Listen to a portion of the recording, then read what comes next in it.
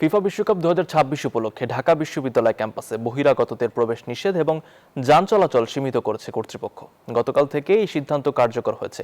শিক্ষার্থীরা এই উদ্যোগকে সাধুবাদ জানালেও খেলা দেখতে আসা বহিরাগত দর্শকরা নিয়ম কিছুটা শিথিলের দাবি জানিয়েছেন। রাজু মাহমুদের প্রতিবেদন।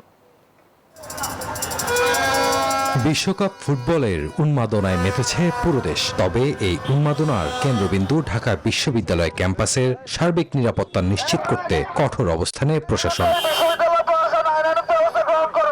গতকাল বুধবার থেকে শাহবাগ, নীলক্ষেত, দোয়েল চত্বর সহ ক্যাম্পাসের সবকটি প্রবেশপথে শুরু হয়েছে কড়া নজরদারি।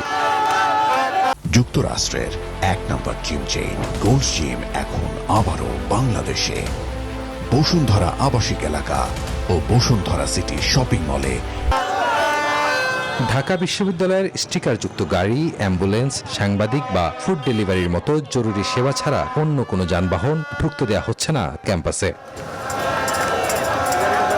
প্রশাসনের এই সিদ্ধান্তকে স্বাগত জানিয়েছে সাধারণ শিক্ষার্থীরা। তাদের মতে বহিরাগতদের অতিরিক্ত চাপের কারণে ক্যাম্পাসের নিরাপত্তা ও পড়াশোনার পরিবেশ বিঘ্নিত হচ্ছিল।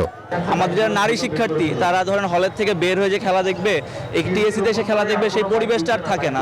অনেক অকারেন্স ঘটায়, তো আই থিঙ্ক না ঢুকতে দেয় ভালো। গেস্টরা আসতে পারে, বাট তারা এসেও যেন পরিবেশটা সুশৃঙ্খলতা বজায় রাখে। এদিকে টিএসসি বা মল চত্বরের বড় পর্দায় একসঙ্গে খেলা দেখার ঐতিহ্যবাহী আনন্দ থেকে বঞ্চিত হওয়ার আশঙ্কায় ক্ষোভ প্রকাশ করেছে বহিরাগত দর্শকরা। তাদের দাবি নিরাপত্তা জোরদার করে হলেও খেলা দেখার সুযোগ দেওয়া উচিত। তারা একটু পর গাইড করতেছে এবং আমরা যদি সেই গাইডলাইনগুলো মেনে চলি ইনশাআল্লাহ হয়তো বা কিছু হবে না। অনেকে আসলে খুবই অতিরিক্ত বাঁশি বাজাচ্ছিল, যার কারণে আসলে প্রক্টোরিয়ান টিম ডেটেছিল।